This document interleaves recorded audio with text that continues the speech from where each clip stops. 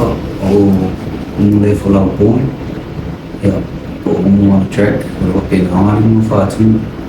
There's some of your Mavachili, Tinto, you're unfortunately, it was through to some.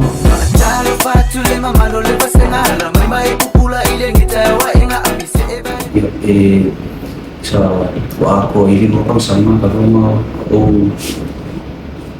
foi música mo kuno mo pun tsayan ay sa ama tao na udah tu ikalesia itu sama mo vai ay so wala itu sama lela sa bali tu sama talo na ko fatsin mo ne me puro pisse mo tu mo ne tu ikilunga elalo e work kama ikilunga elalo e work kama wala vai tu mo pena ona whapau palasia le i tu ai ngā whawhitau ni whapena ana tau ami nei i te whapena wa tene la wala yusun tu whawhina musika whapena mana tu i mua whui le tu because o ata tu me wha ia e whui ka kai negative e ka kai positive o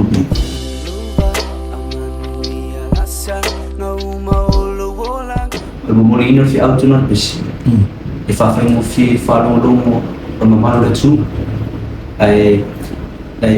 especially ka po mga Samoan na ngay ili Fiafia ng Samoa iluluto.